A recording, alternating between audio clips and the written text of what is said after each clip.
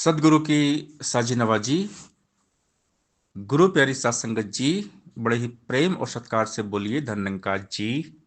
प्यारी सात संगत जी, आज का टॉपिक है भक्ति का जीवन में आना सबसे ऊंचे भाग्य होते हैं।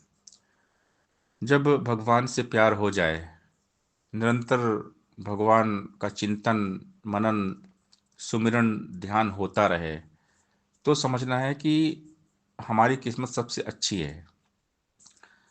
क्योंकि भक्ति करना सबके वश की बात नहीं है, और ये भक्ति सबसे नहीं होती है। कामी, क्रोधी, लालची, इनसे भक्ति न होए। भक्ति करे कोई शूरमा, जाति वर्ण कुल खोए। कि भक्ति तो कोई विरला ही करता है, लाखों में कोई एक सच्चा भक्त होता है। वरना आज पूरे संसार में हर जगह भीड़ लगी है, भगवान के नाम पे हर जगह भीड़ है। तो दुनिया देखा देखी भक्ति कर रही है। सच्ची भक्ति कोई विरला ही करता है, और ये भक्ति करना बच्चों का खेल नहीं होता। भक्ति एक कठिन तपस्या है, एक साधना है, मन की साधना। भक्ति है स्वयं की जागृति, आत्म जागृति, स्वयं को जान लेना कि मैं कौन हूं। मैं ईश्वर का अंश हूं। ईश्वर अंश जीव अविनाशी, चेतन अमल सहज सुख राशि। कि ये आत्मा जो है परमात्मा का अंश है। ये बात हमें समझ में आती है जब सदगुरु मिलते हैं। सदगुरु के बिना भगवान नहीं मिलते, और सदगुरु ही हमें भक्ति करना सिखाते हैं। जब तक भगवान का बोध नहीं होता, ब्रह्म ज्ञान नहीं होता, तब तक भक्ति नहीं होती है। भक्ति है भगवान को जानकर भगवान का हो जाना। भक्ति में सिर्फ भक्त और भगवान होते हैं, और बीच में किसी की आवश्यकता नहीं पड़ती। एक रिश्ता है, पक्का नाता, एक सच्चा सौदा। भक्ति तो दिल का सौदा है, ये कोई व्यापार नहीं। भक्ति का बदला भक्ति है, धन वैभव संसार नहीं।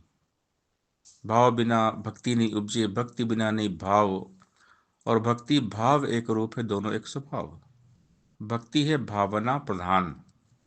भक्ति भाव से होती है, जब भगवान के लिए हमारे दिल में सच्चा भाव होता है, जब हृदय में प्रेम उमड़ता है प्रभु के लिए, तभी भक्ति हो पाती है।